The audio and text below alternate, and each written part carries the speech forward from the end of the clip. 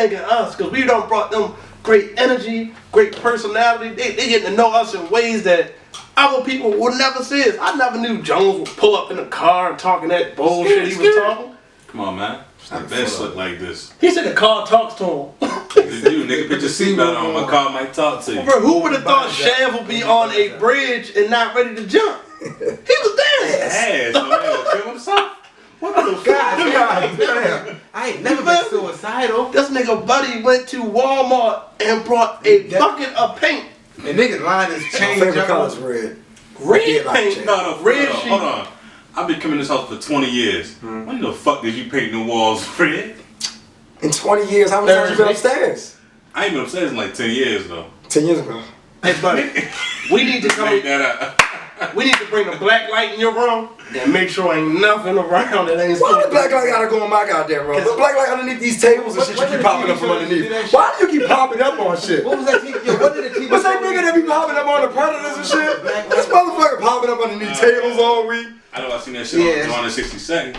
Room Raiders. Boom. Room Raiders. Yeah, that shit wasn't cool. But you know me, I keep it cool. I keep it cool, man. You know, fuck all that.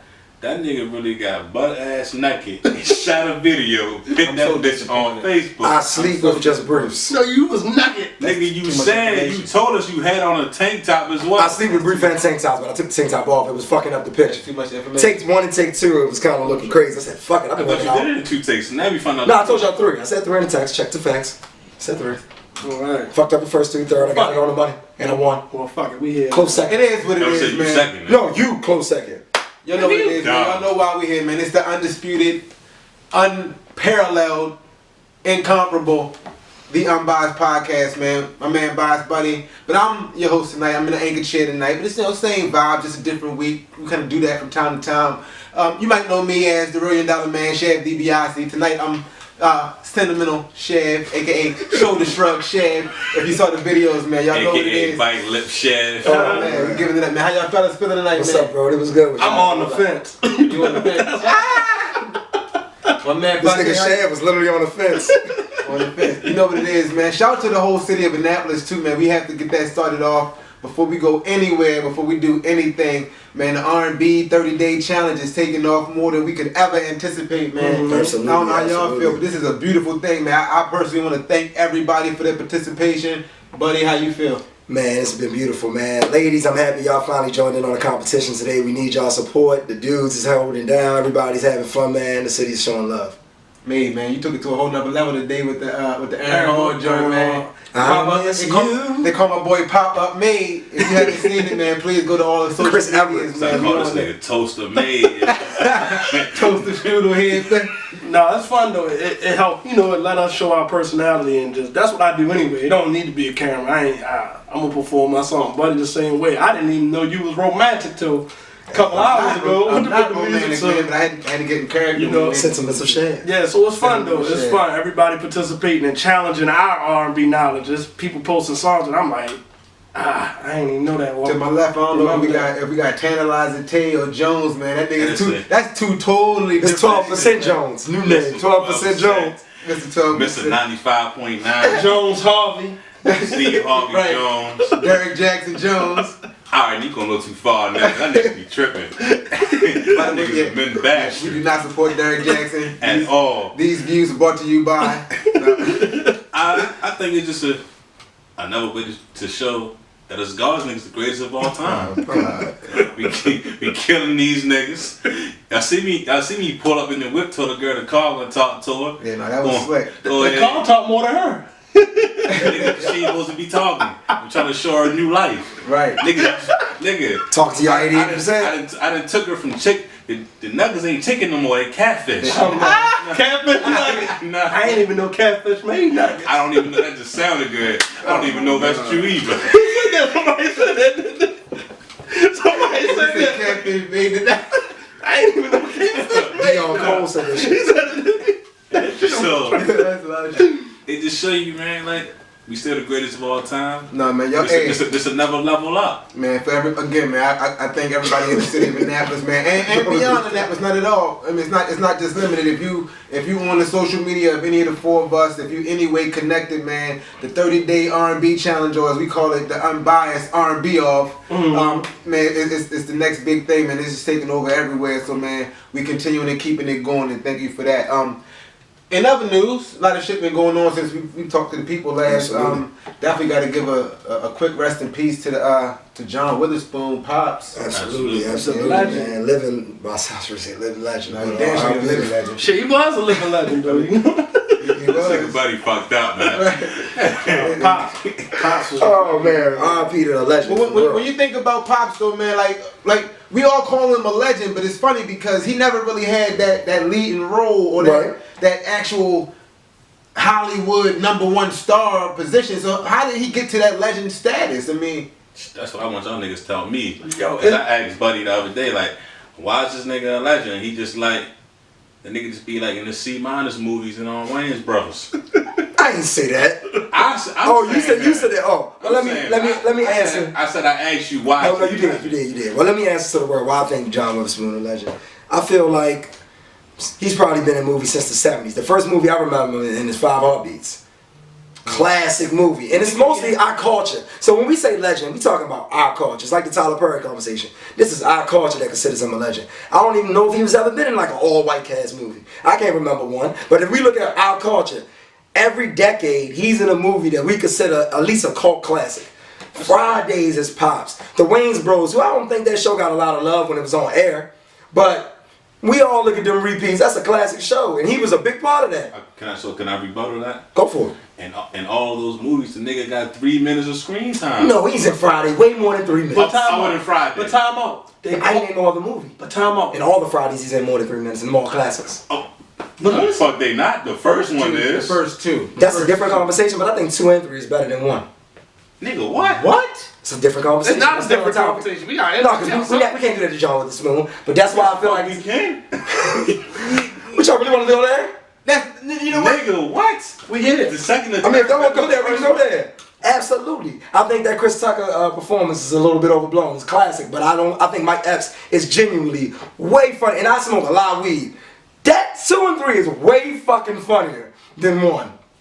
My opinion. Go watch it yourself. Smoke with me one night. Let's sit down and watch all 3. Enjoy the moment with me. Like I said, if you don't want to eat, go get a drink while I eat. It's my opinion. The first one's a classic. So it's almost like saying nobody can be better than the first two. I could see if you would. I could argue with you on the one with Cat Williams is a fucking classic. The second one, that's the first time I ever seen Mike Epps. That ain't a funny movie. No. Oh, that's the only funny part. Difference in opinion. Man, fucking Ricky Smiley stealing trees. The whole fucking movie had me dying. Start to finish. These hoes selling, using God, some pussy on the corner. Yeah. That whole fucking movie funny. You big in here. That whole movie funny to me. Nah. But back to John Witherspoon. Yeah, no. Fucking legend. I can name 5 cult classic movies that he's in. And like I said, when we say legend, we talk about our culture. He's done a lot. He ain't Lawrence Fishburne. He not Samuel L. Jackson. We joke a lot. He not none of them. We joke a lot. But he a legend. I really feel like in this case, John Witherspoon is like Jadakiss.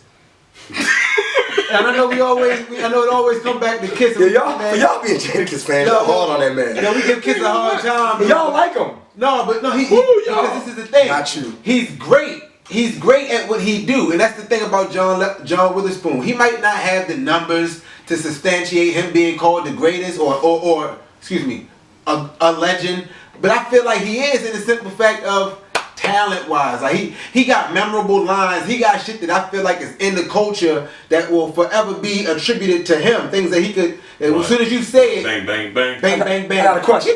And thank you kindly. All that type of shit, you know what I mean? He got... You know what type of legend he is? What type of legend is he? Like Clifton Powell. You know what I'm talking about? Who, Pinky? them niggas is them type of legends to our culture. Like they ain't never the lead and shit. Clifton Powell ain't a legend. Clifton Powell ain't. But Pinky, I said Be bigger than Pinky. No, That's Chauncey. John- He's a million niggas. No, but John Powell was Chauncey though. But he always was a clown. He a clown as Chauncey. I'm gonna be real though. Chauncey went to To me, everything. To me, got way more movies than Pops. To me, this But Pops is way more memorable. To me, this But no, he do bigger movies than Clifton Powell. Clifton Powell do a lot of BET movies, yo. Pops ain't doing no BET. His last movie was church based. No, to me, what Clifton Powell is, That nigga might be in the play. when you see him, he's just in the movie kind. He might do something like Dead Presidents. He might do something memorable here and there. But Pops, you know it's gonna be like you remember he was in that movie. Like you remember he was in Boomerang or Vampire in Brooklyn. You Like around, you see Clifton Powell. You always remember him. You can see him at Howard Dear Theater. Presidents, you remember him. That nigga was a No, dick. but I'm just saying. You always remember Clifton Powell. But you know when you know Pops was in a movie. Yeah, man. But in any event, nonetheless, we definitely want to wish that man, condolence, rest in peace, Pops, and all that shit. Have a hell of a transition, man. Yeah, Pops. you know what I mean? Rest in You know, peace. and all Pops that was good just stuff. different. He was in Martin when he came through. Another Patch on his eye. Yo, that shit was hilarious. First Wasn't he? Didn't he do the voice on the Boondocks? Yeah. Stop knocking this man. He's a legend. He's a legend. Rest in peace, Pops. Nobody's man. not. That shit is gonna live forever.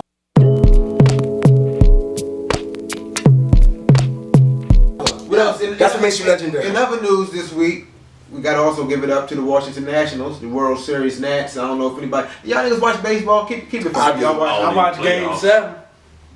games.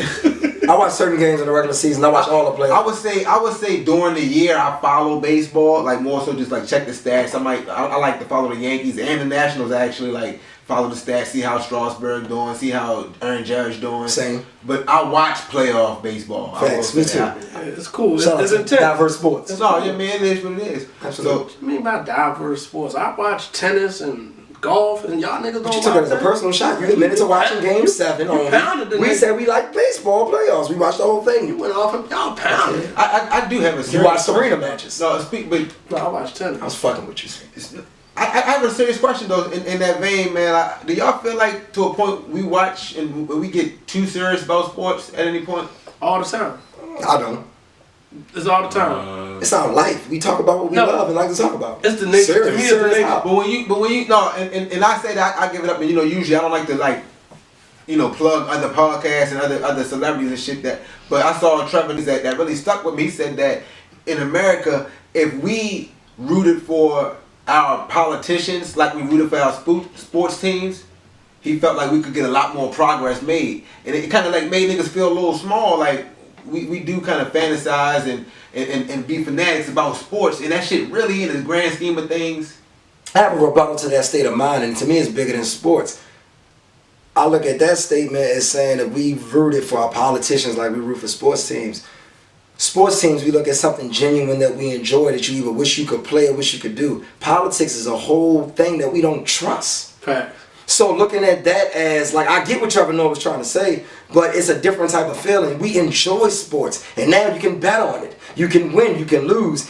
We talk serious about it, but no one really is going. There's people out here that really burn jerseys and go crazy, acting like Wesley Snipes in that fan movie with Robert De Niro. There's people out here like that. But we talk about it and get passionate about our favorite players. It ain't life or death. I think it was more about what you just said, passion. He wanted us to be as passionate with our politics. But we don't trust it, we don't believe Now it. I'm just saying we gotta be informed and learn more about it. Like we don't even look at our local judges and That's true. you know what I mean, whoever needs when voting time comes, we only vote when the president involved. I think it's hard for us to get involved with that part of it because we don't believe in the foundation. Right. And So it's like you just doing it because you should vote. If you don't vote, you're failing. Right. You're not helping if you don't vote. But then if you vote and it's like, oh wow, you got the popular vote and they still picked who they wanted to win. Why are you doing it? But and I can understand why people have that logic. Yeah. I can understand it, right or even wrong. with sports, our passion goes like I'm done with football right now. Like that's just my passion. I don't care for football. You know what I mean? And that's We just as sports fans. But it just happens that way even with politicians and shit. When you voted and you believed in everything these people say, like you said, you can't trust them, and then shit don't start unfolding the way they said it. At least we know your football team is gonna go out and play. You might not see them win, but at least you know they tried to win. Facts. Or your basketball team tried to when we actually see it. Rather, it works in our favor, but the politicians and shit is just a lot of excuses that we get on surface. When you really, and maybe it's just perception, but when you really put thought into it, it is kind of to some degree a little bit embarrassing. I can tell you, like, I can sit down, I can name all 32 NFL teams. They're starting quarterback for all 32 teams. But I can't tell you nobody that's on our city council around here. You know what I mean? I can't tell you who the judge is, if the judge is Republican or Democrat. Right. And, you know, I know some basic shit like I know Larry Hogan. That's you, my nigga. Yeah, You already say you in politics, nigga? Larry Hogan. Larry Hogan. Larry Hogan's. I know he's the governor, but shit, I don't know like a lot of the other representatives and senators and all that type of shit. So it's kind of, and then you think about. I had to check I will say, like, it's a personal testimony. I had to check myself because I caught myself, like, as far as the NFL was concerned, even, like right around the time of Kaepernick and shit, I really thought about how much time I was investing into making sure I was at a certain spot on Sunday, making sure I had certain food centered around, and my lunch plans and my dinner plans, whatever, was centered around what time the game come on, and making sure I had somebody to watch my son, or if my son was gonna be with me. It's like, but that's festive. That's something. It is, but every Sunday though. The thing about football, going to the same fucking job Monday through Friday. Why can't Sunday be yours? You know the thing about football is that's the only way we will be united. I'm not asking that fan, is he a Republican, Democrat, or what is his beliefs? Is you rooting for the team I'm rooting for today? That's all sports is. How Cowboy fans feel? Sports is the only thing that brings us together, even when we don't want to come together. Mm-hmm. What you said, Joe? No, at any point, do you ever feel guilty about how much you love sports and how much time you spend on sports? No. Plain and simple, huh? And no, and honestly, this shit going on too long, man. This shit segment going on too long. Yeah. In this shit. Yeah, I've been down there laughing at this thing.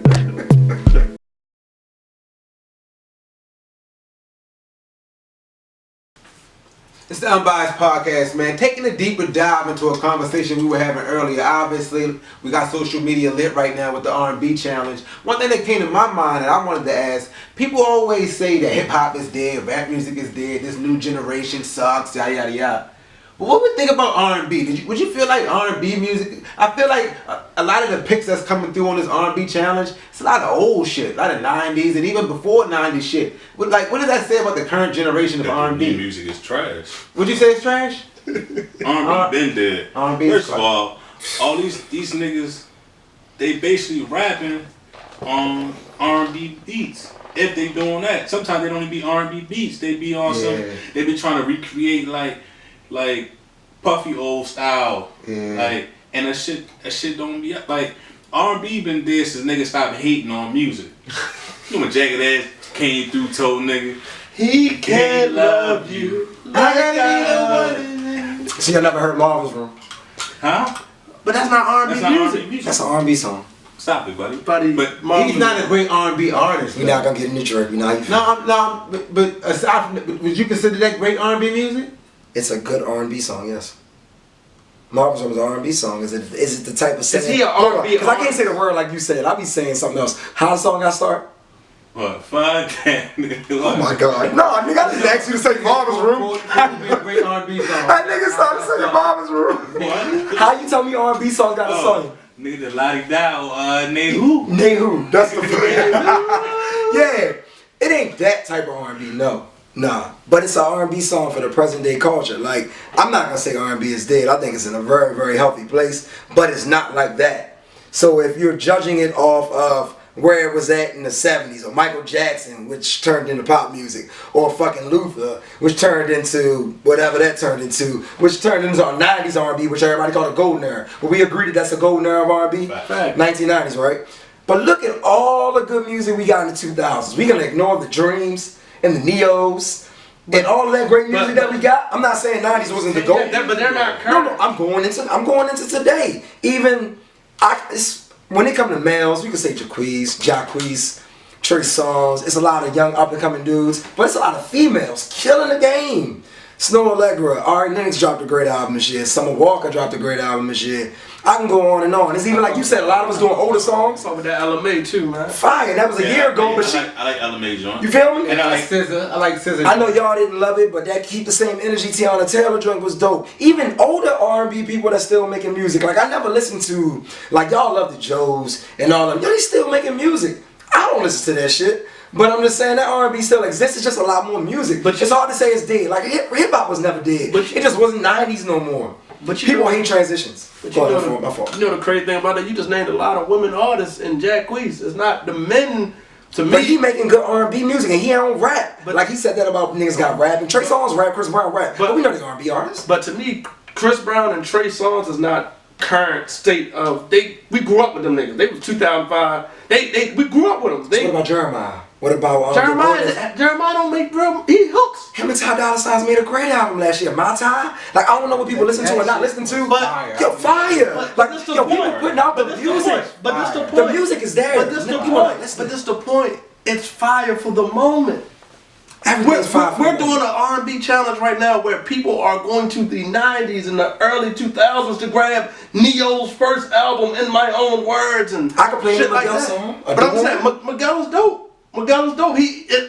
But compared to the stature of quality music we had back then to now, Bruno, Bryson Tiller. But Bruno was more pop. Bryson Tiller ain't been hot like 3 years. But he still made a classic album. That's them songs could live. But that was 5 years ago, 2014. How many 90s people had one good R&B album? But them songs rock. But the point I'm making is come on, that exists. The level of R&B in the 90s was a 10 out of 10. It's just changed. And that's the bad thing about it because the music comes and goes. There's no substance, it don't stick. That's because it's so much of it these days. It's kind of hard. Good music stick. Regardless of good music, the music is great. It stick no matter how much music.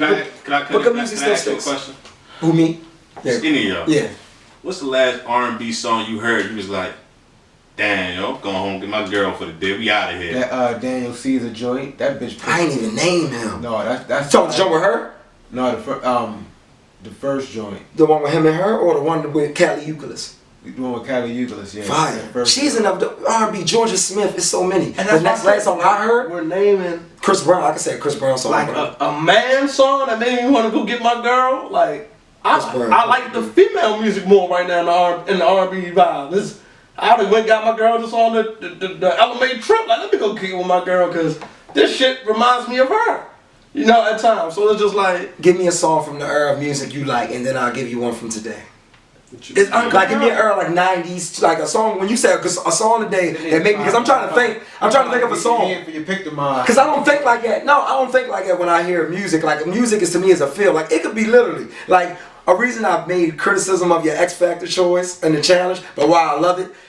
Breakup songs make me happy. When I listen to R&B music, hear me out. Fucking psychopath are you? Hear me out. I'm different. Predator Bud. Hear me out. Hear me out. Hear me out. When I listen to music, I'm listening to it for one sonically.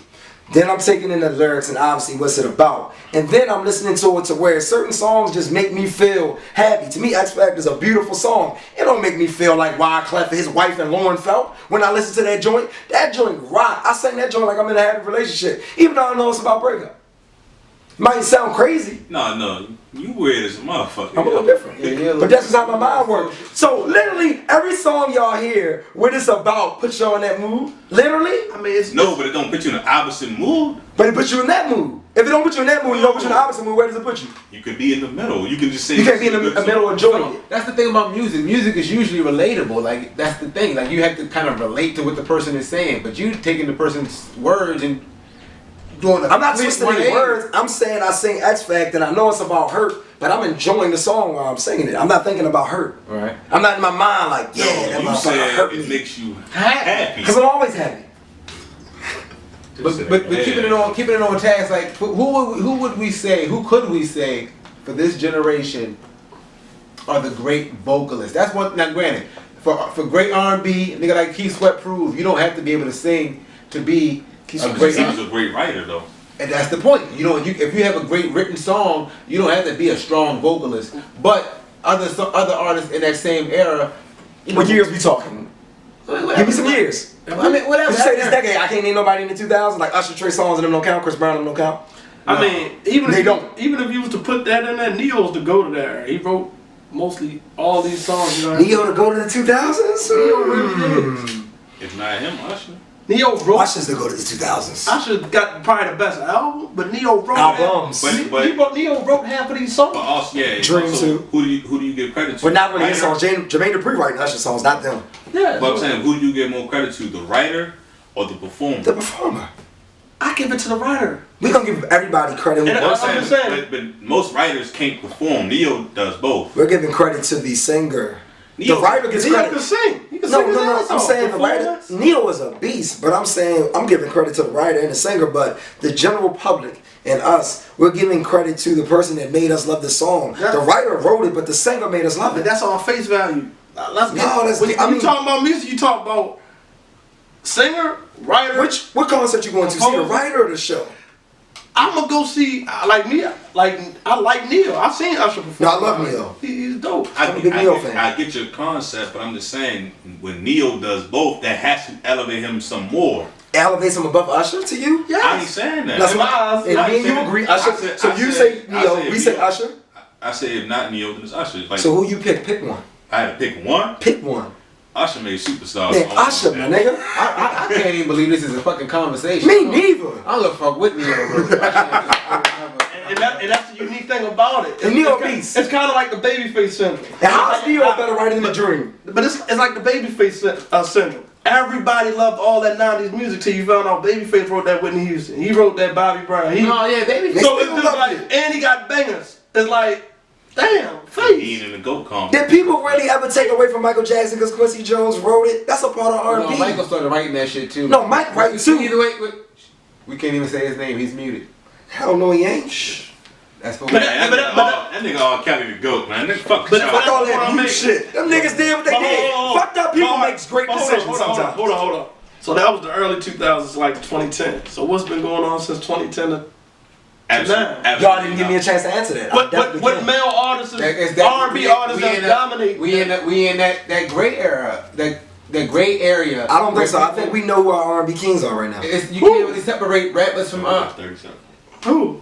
I would say right now, if I can't name Chris and Usher and them, I'm gonna say right now, there's gotta be the Daniel Caesars of the world. He just started. But it's the last 2-3 years. If I can't name people from the joint, That's what I'm saying. I mean, But that's letting you know how bad this. because the people that you say I can't name made music And from it is, 2009. It to is now. what it is. It is what it is. It's 10 man. years. As you can see, this conversation could go on forever. We having fun with it, man. But more than anything, man, keep being engaged with us. Keep following us on our social media, the Unbiased Podcast with the R&B off, man. It's a lot of fun. I'm the fucking king of R&B.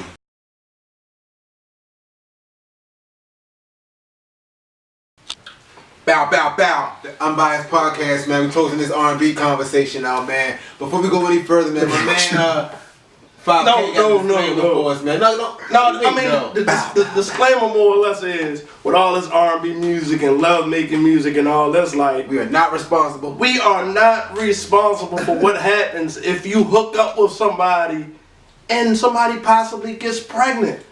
Y'all have to figure that out, and ladies, you have to understand that the nigga you might have let knock you up Just a disclaimer, ladies. Listen. is not a nigga that wanted to have the child.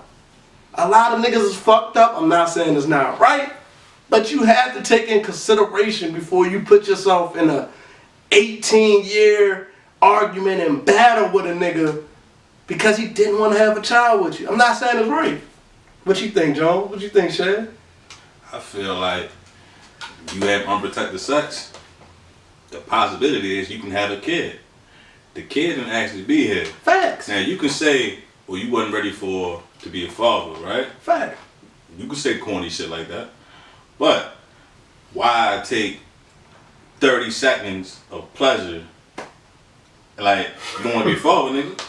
Get your pull-out game up. Use a condom.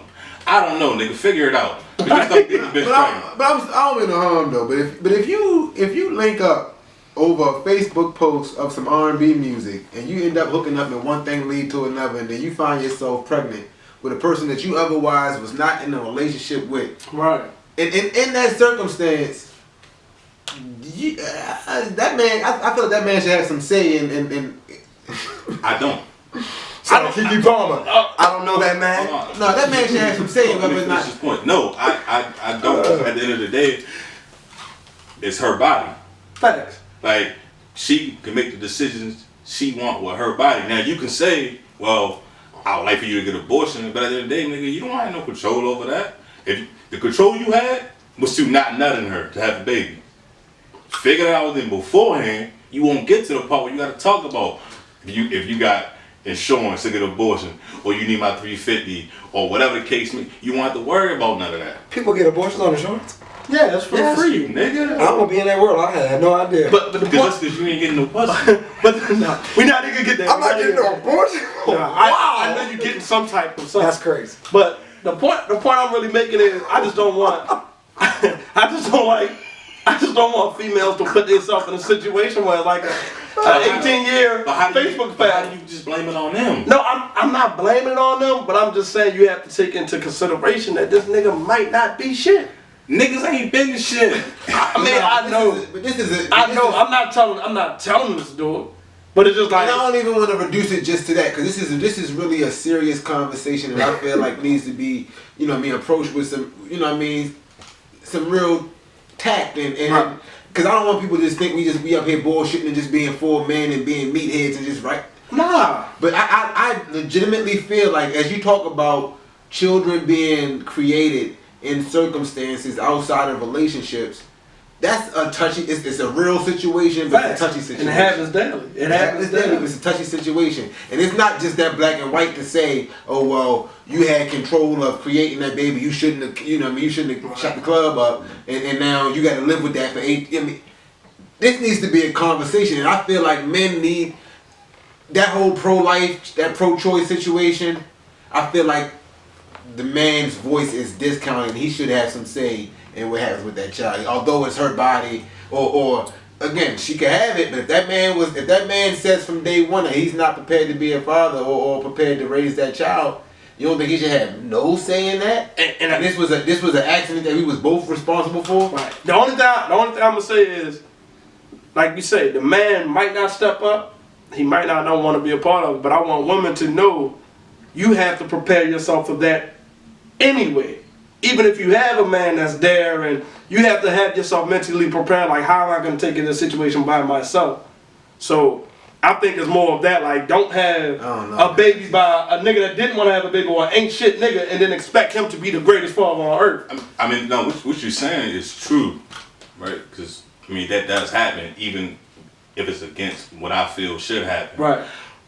But, and I ain't even on, like, no man bashing shit. Just simply, I feel like as men, you get, I'm kind of transitioning here, but it's all in fatherhood. You get a lot of men who say they may be fucked up in the moment, right. Whatever the case may be, they're not coming through taking care of the kids the way they should. Right. I'm just saying, as men, like, even for the ones who you want to be there and you don't know how to be there because your money ain't right, Time. Your presence is way more important. Facts.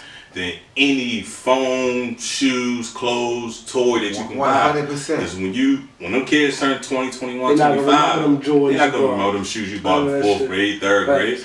But I also wanted to say, on the flip side of that, to women, let these men be a father in their kids' lives. Like, it don't matter if you don't like their girlfriend and shit like that. If you have enough trust in them to have a baby by them, then trust that your kids is in the right hand, right. And they not with you. You get, at some point, this cycle got to end where motherfuckers not really been in their kids' lives over irrelevant stuff. And that both ways though, because men gotta let here's the thing though, right? And I want to be very, very clear for anybody that watches this. I don't know what our reach is just yet, but I want to be very clear that I do not advocate for any man under any circumstances not raising his child. That's not what I'm saying.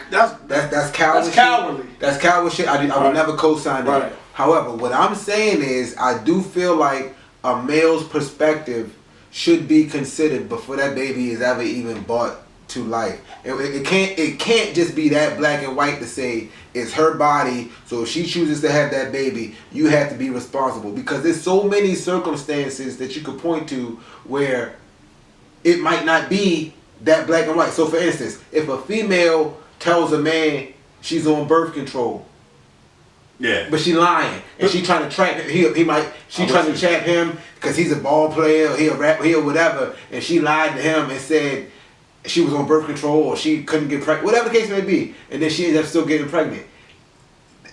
It's kind of, how is that fair to that man? It's not fair. It's not fair at all. But it's not fair at all. But at the end of the day, it's still, it ain't supposed to be fair. The kid, man. So okay, so he was lied to. It's not though. I'm totally against that. So I feel what you're saying, but if the kid is here, is he still supposed to say, well, fuck the kid? No, of course not. Of course not. But I mean, Buddy ain't really taught the whole topic. Yeah, no, I would love to. I've been listening, man. Pretty much y'all said it all. To be quite honest, it's if you have sex with somebody and it's some random shit. I'm gonna make it bigger than that. Even if it's not some random shit, it could be within your relationship, because that happens in relationships. That breaks relationships up, and one's ready for a child and the other one's not, and that could be the end of y'all shit if one of y'all don't agree. Most men feel pressure and just roll with it, right. And then whatever happens when the baby comes, it comes. I feel like it's all communication, man. It's 50-50.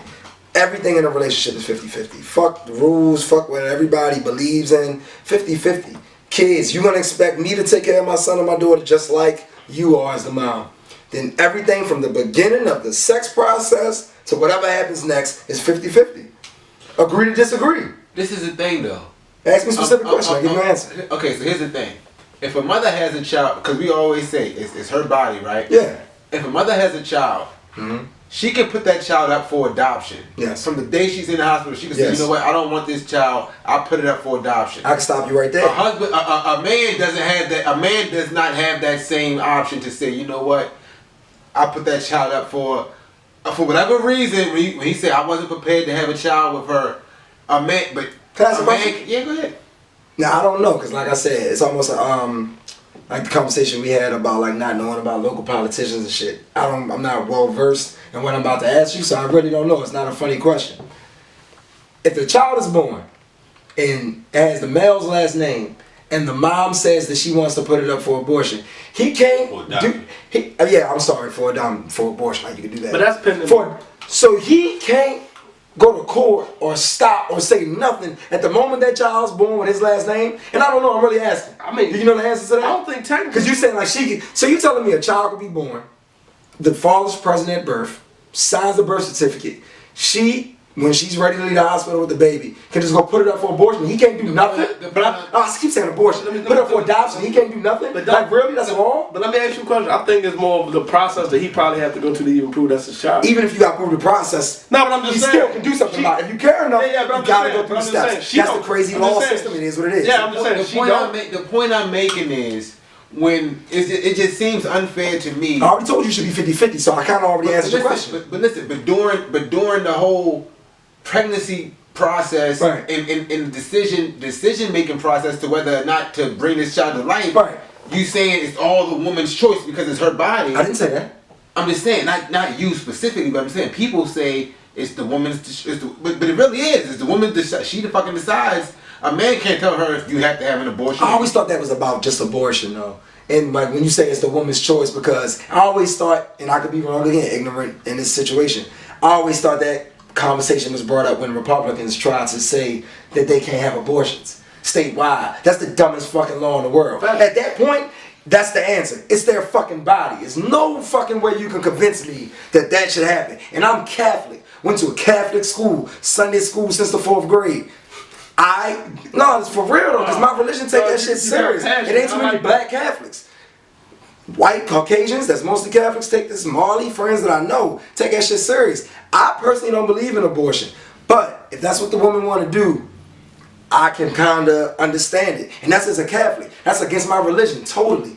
But it is their decision when it comes to that and politics. But if it's on something like, yo, we both had sex, what's this? 50-50. This is a very, very sensitive topic, and this is definitely something we got to dive into a little bit deeper, man. I don't want to get too carried away, but I just feel in the sickest way, diving in deeper is like a great choice. That was fire.